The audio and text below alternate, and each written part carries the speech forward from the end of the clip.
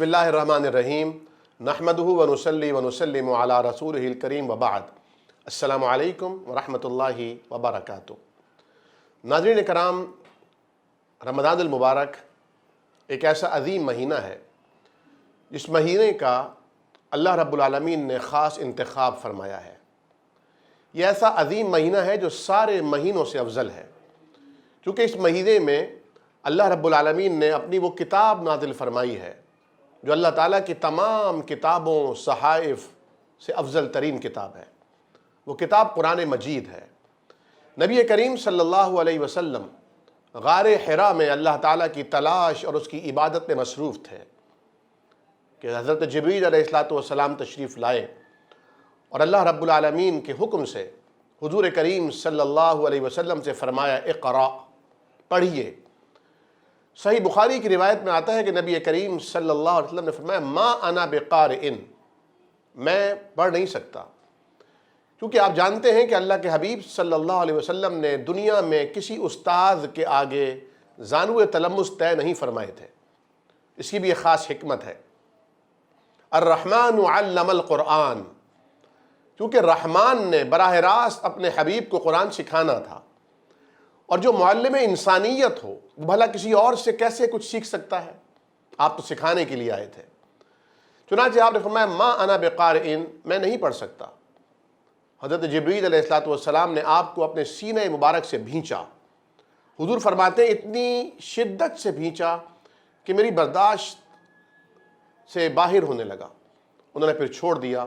ثم ارسلنی، پھر فرمایا اقرا، پڑھیے۔ حضور نے فرمایا ما انا بقارئ، تیسری مرتبہ بھی، تیسری بار بھینچا اور پھر فرمایا پڑھیے اقرا بسم ربک الذی خلق۔ حضور نے فرمایا میں نے پڑھا اقرا بسم ربک الذی خلق۔ توریت میں حضرت موسیٰ علیہ السلام سے رب تعالیٰ نے فرمایا تھا، جو آج بھی توریت میں یہ بات موجود ہے کہ اے موسیٰ، میں تیرے بھائیوں میں تیری مانند ایک نبی برپا کروں گا جس کے منہ میں اپنا کلام ڈالوں گا۔ حضرت موسیٰ علیہ السلام کے بھائیوں میں، یعنی حضرت موسیٰ بنی اسرائیل سے ہیں، حضرت عیسیٰ بھی بنی اسرائیل سے تھے، ان کے بھائی بنی اسماعیل ہیں۔ حضور کریم صلی اللہ علیہ وسلم کی بعثت بنی اسماعیل سے ہوئی ہے، چنانچہ بنی اسماعیل بنی اسرائیل کے بھائی ہیں۔ اے موسیٰ، میں تیرے بھائیوں میں تیری مانند ایک نبی برپا کروں گا۔ حضرت موسیٰ کی مانند وہ نبی ہمارے اور آپ کے پیارے حبیب جناب محمد الرسول اللہ صلی اللہ علیہ وسلم ہے، اور اس کے منہ میں اپنا کلام ڈالوں گا۔ آپ ذرا غور فرمائیے ناظرین کرام کہ جب آپ سے کوئی کہے کہیے تو آپ یہ کہیں گے نا کیا کہوں؟ کہا پڑھیے تو آپ کہیں گے کیا پڑھوں؟ جبریل نے کہا اقرا، پڑھیے بسم ربک الذی خلق، اپنے رب کے نام سے جس نے ہر چیز کو پیدا کیا۔ جبریل نے یہ کلام اللہ کا حضور کے منہ میں ڈالا اور حضور نے وہی کلام دہرایا اقرا بسم ربک الذی خلق۔ تو یہ کلام اللہ ہے جو اس زبان سے ادا ہوا ہے جس زبان سے ناظرین کرام کبھی کوئی جھوٹ نہیں نکلا، جس زبان سے کبھی کسی کو گالی نہیں دی گئی، جس زبان سے کبھی کسی پہ دشنام نہیں کیا گیا، جس زبان سے کبھی کسی کو برا بھلا نہیں کہا گیا۔ وہ صادق اور امین مشہور تھے، جن کی بات پر، جن کی قول پر، جن کے زندگی پر کبھی اس دور میں بھی اور آج بھی کوئی کافر ہی کیوں نہ ہو، غیر مسلم کیوں نہ ہو، وہ انگلی نہیں اٹھا سکتا۔ کردار نبوت 14ویں کے چاند سے زیادہ چمکدار ہے۔ کسی نے کہا تھا چاند سے تشبیہ دینا یہ بھی کوئی انصاف ہے؟ چاند کے چہرے پہ چھائیاں ہیں، میرے مدنی کا چہرہ صاف ہے۔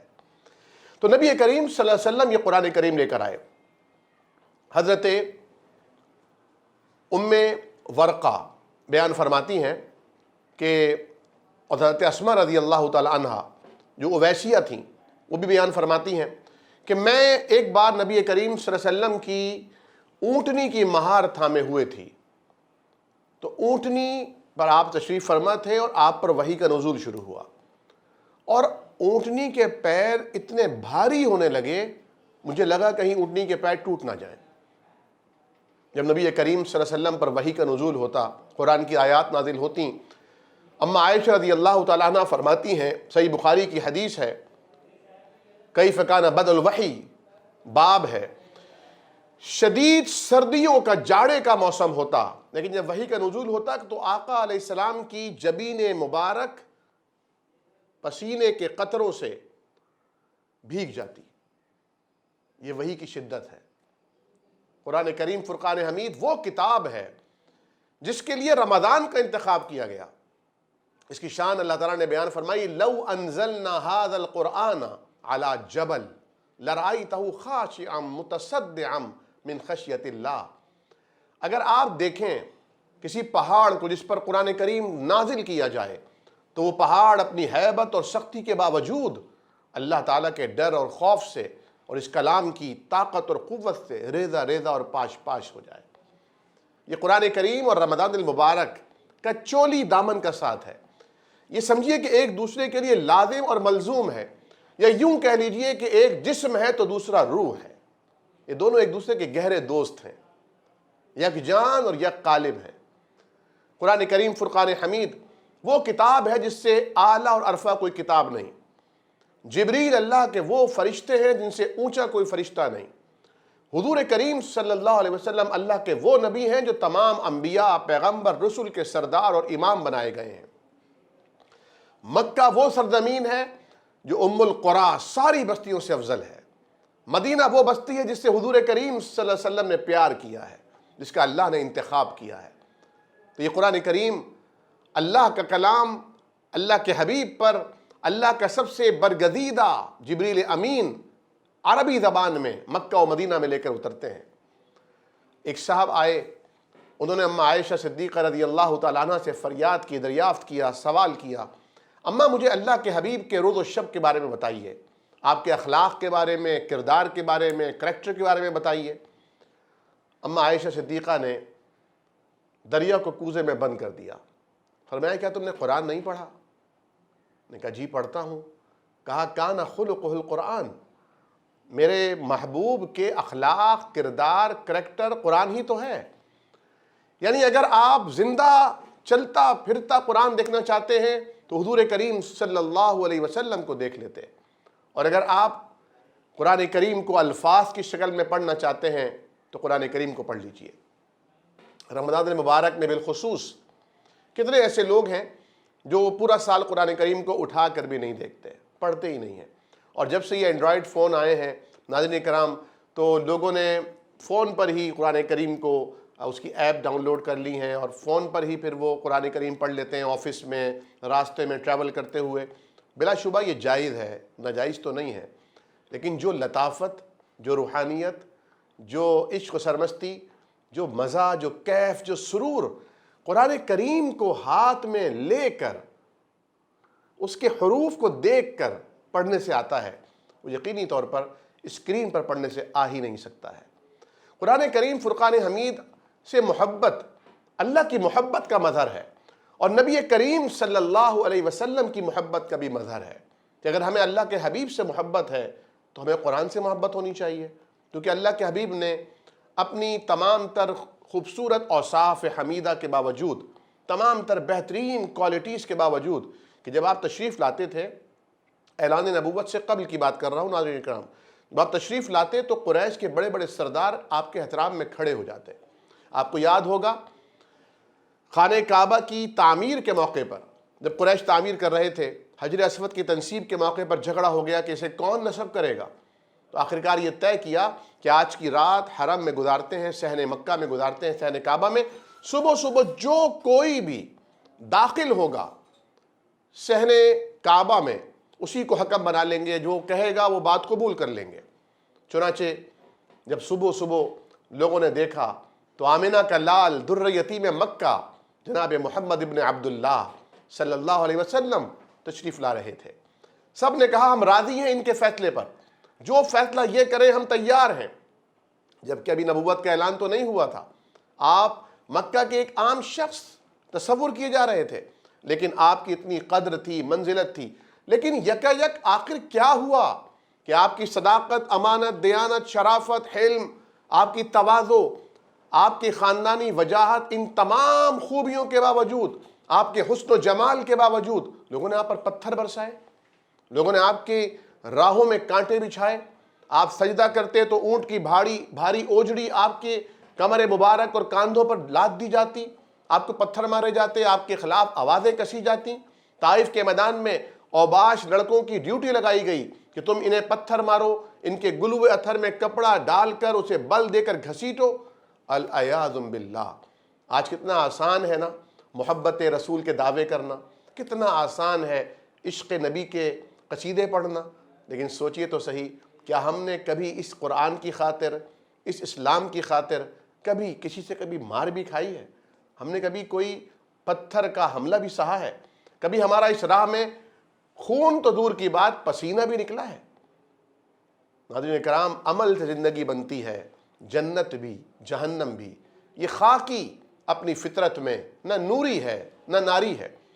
اللہ کے حبیب صلی اللہ علیہ وسلم نے ساری دشمنیاں، آپ کی بیٹیوں کو طلاق ہو رہی ہے، آپ کو 2.5-3 برس کے لیے شیب ابی طالب میں میسور ہونا پڑتا ہے جہاں کھانے پینے کے لیے کچھ نہیں مل رہا، آپ کبھی بدر کے میدان میں اسلام کے بچاؤ کے لیے جا رہے ہیں، کبھی احد سج رہا ہے، کبھی خندق کھود کر آپ مسلمانوں کا اسلام کا دفاع فرما رہے ہیں۔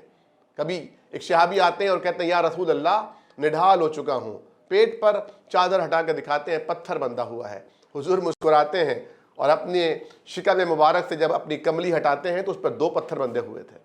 یہ ساری قربانیاں، یہ ساری محنتیں، یہ سارے ظلم اسی قرآن کی وجہ سے تو آپ نے برداشت کیے تھے۔ اس قرآن کو ساری دنیا پر غالب کرنا ہے۔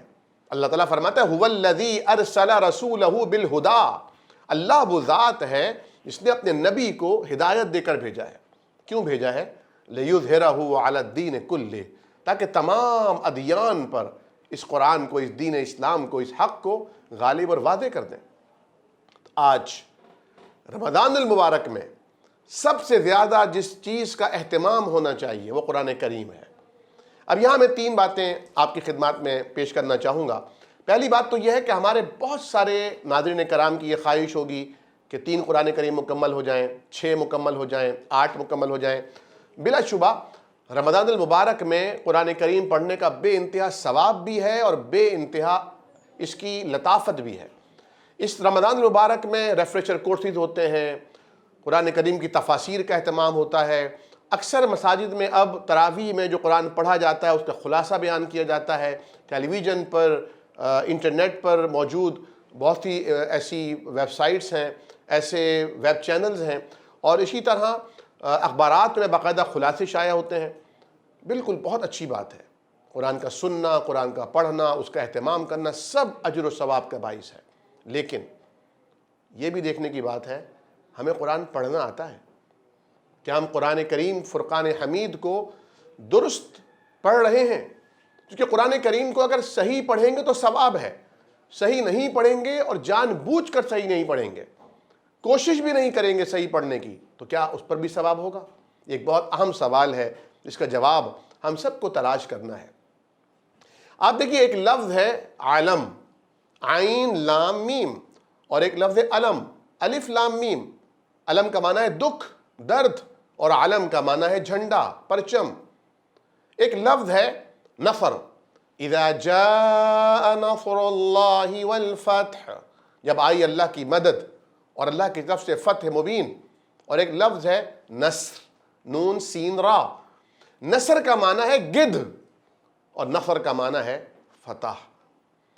تو میں یہ اختصار کے ساتھ آپ کے اس خوبصورت چینل کی وساطت سے اپنے ناظرین تک یہ پیغام پہنچانا چاہتا ہوں، کوشش کیجئے کہ آپ قرآن کریم کو اپنی مسجد کے پیش امام سے اللہ کی رضا کے لیے، قرآن کی محبت کے لیے، کیونکہ جب بہت سارے صحابہ کرام بزرگی کی حالت میں ایمان لا کر قرآن سیکھ سکتے ہیں تو میں اور آپ ان سے افضل تو نہیں ہو سکتے، ہم بھی سیکھ سکتے ہیں۔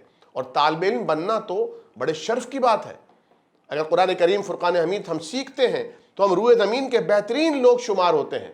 اللہ کے حبیب صلی اللہ علیہ وسلم کا فرمان ہے، صحیح بخاری کی حدیث مبارکہ ہے، خیرکم من تعلم القرآن وعلمہ، تم میں بہترین وہ ہے جو قرآن سیکھتا ہے اور قرآن سکھاتا ہے۔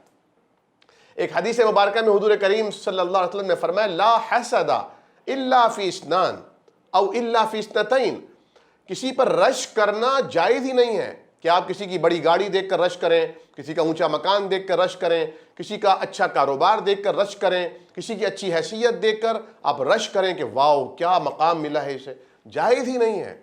ہاں، دو لوگ ہیں جن پر آپ رش کر سکتے ہیں۔ رجل آتاہ اللہ القرآن، ایک وہ شخص جسے اللہ نے قرآن عطا فرمایا ہے، فَيَقُومُ بِهِ آنَاءَ اللَّيْلِ وَآنَاءَ النَّهَارِ، اور وہ رات دن قرآن کریم کی تلاوت کرتا ہے، اسے پڑھتا اور پڑھاتا ہے، اس کے احکام کی نفاذ کے لیے کوشش کرتا ہے۔ وَرَجُلٌ آتَاهُ اللَّهُ مَالًا، اور ایک وہ شخص جسے اللہ نے خوب مال حلال سے نوازا ہے، فَيُنْفِقُ بِهِ آنَاءَ اللَّيْلِ وَآنَاءَ النَّهَارِ، اور وہ رات دن اس مال کو اللہ کی راہوں میں اللہ کو راضی کرنے کے لیے خرچ کرتا ہے۔ ہاں، جنہیں قرآن کریم پڑھنا آتا ہے، جو قرآن کریم پڑھ سکتے ہیں، انہیں چاہیے کہ وہ ہر روز، وقت نہیں ہے، کاروباری مصروفیات ہیں، مشغولیات ہیں، ملازمتیں ہیں، بچوں کو پڑھائی بھی کرنی ہے، تو یہ طے کر لیجئے کہ ہر نماز کے بعد، فجر کے بعد آپ نے 4 ورق پڑھنے ہیں، 4 صفحات فجر کی نماز کے بعد پڑھنے ہیں، 4 ظہر کی نماز کے بعد، 4 عصر کی نماز کے بعد، 4 عشاء کی نماز کے بعد۔ کوئی بات نہیں، فَقْرَؤُوا مَا تَيَسَّرَ مِنَ الْقُرْآنِ، خود قرآن نے کہا ہے سورہ مزمل، قرآن کریم کو تھوڑا بھی پڑھو، کوئی ایشو نہیں ہے، جتنا تمہیں آسان لگے پڑھ لو۔ وَرَتِّلِ الْقُرْآنَ تَرْتِیلًا، اور قرآن کریم کو ٹھہر ٹھہر کر پڑھو۔ اللہ تعالیٰ کو کوانٹٹی نہیں چاہیے، اسے کوالٹی چاہیے، کوالٹی۔ اور پھر کوشش کیجئے کہ جو آپ پڑھ رہے ہیں اسے سمجھ کر پڑھ لیجئے۔ تو اگر آپ ان 5 نمازوں میں 4 صفحات قرآن کریم کے پڑھتے ہیں غور سے، اور اس پہ بہت ٹائم نہیں لگتا، آپ تجربہ کر لیجئے گا، تو ایک رمضان المبارک میں آپ کا ایک قرآن کریم مکمل ہو جائے گا۔ اور یہ قرآن کریم کا حق ہے کہ کم از کم سال میں ایک بار اسے ضرور مکمل کیا جائے۔ اس رمضان المبارک میں یہ تہیہ کر لیجئے کہ ہم نے اس رمضان کو قرآن کا رمضان بنانا ہے، اور قرآن کا کیا میسج اور کیا پیغام ہے، اللہ تعالیٰ ہم سے کیا تقاضے فرماتا ہے، اس کے کیا احکامات ہیں، کیونکہ 1000 آیات ہیں اوامر کی، یعنی اللہ تعالیٰ کے احکام ہے، حکم ہے کہ یہ کرو میرے اور آپ کے لیے، ہمیں دیکھنا ہے کیا ہم وہ کر رہے ہیں۔ اور 1000 آیات نہیں ہیں، یعنی اللہ تعالیٰ نے منع کیا ہے کہ یہ کام نہ کرو، تو کیا ہم ان کاموں سے بچ رہے ہیں، یہ قرآن پڑھنے سے پتہ چلے گا۔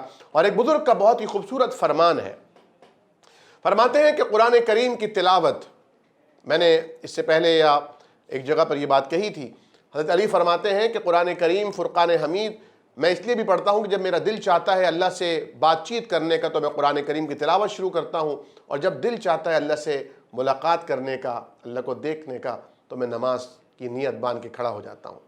اللہ کے حبیب کا فرمان ہے، اقرأ القرآن، خوب قرآن پڑھو، خوب قرآن پڑھو، اتنا قرآن پڑھو، اتنا قرآن پڑھو کہ وہ تمہارا دوست بن جائے۔ فَإِنَّهُ يَأْتِي يَوْمَ الْقِيَامَةِ شَفِيعًا لِأَصْحَابِهِ، کیونکہ یہ قرآن قیامت کے دن اپنے دوستوں کے لیے سفارشی بن کر آئے گا۔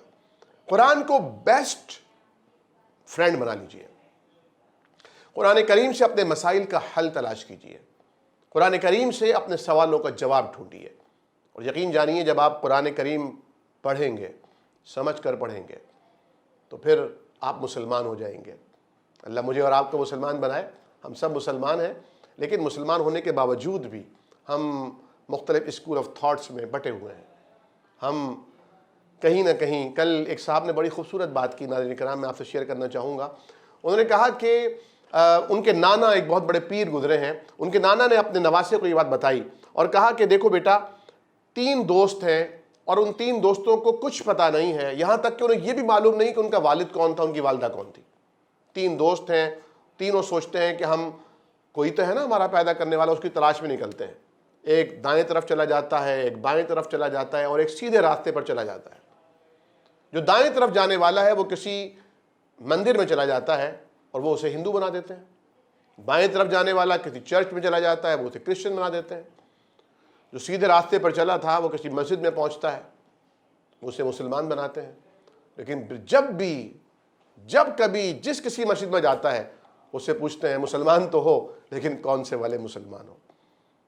جب آپ سے کوئی سوال کرے تو میری درخواست ہے کہ میری طرح آپ کہا کیجئے ہم وہی والے مسلمان ہیں جو اللہ اور اس کے رسول صلی اللہ علیہ وسلم نے صحابہ کرام کو بنانا چاہا تھا۔ قرآن کریم فرقان حمید کسوٹی ہے ہم مانگتے کیا ہیں ہر نماز میں؟ اہدنا الصراط المستقیم، اللہ ہمیں سیدھا راستہ دکھا، اور اللہ تعالیٰ نے اگلے ہی صفحے پر جواب دیا، الف لام میم ذالک الکتاب لا ریب فیہ ھدی للمتقین، تم نے راستہ مانگا تھا، لو میں نے راستہ دے دیا ہے، یہ کتاب ہے، اس کتاب کو اپنا امام بناؤ، اس کتاب کو اپنا رہبر اور رہنما بناؤ، اسے اپنا اوڑھنا اور بچھونا بناؤ، اسے پڑھو پڑھاؤ، سمجھو سمجھاؤ، اتنا پڑھو کہ یہ تمہارا دوست بن جائے۔ اللہ کرے مجھے اور آپ کو، ہمارے اہل و عیال کو، دوست احباب کو، آپ سب کو، ہم سب کو قرآن کریم کا دوست بنا دے، تاکہ کل قیامت کے دن جب کوئی دوست کسی دوست کے کام نہیں آئے گا، یہ قرآن کھڑا ہو، سفارش کرے، اللہ اس کی سفارش رد نہیں کرے گا۔ وآخر دعوانا ان الحمد للہ رب العالمین، والسلام علیکم ورحمۃ اللہ وبرکاتہ۔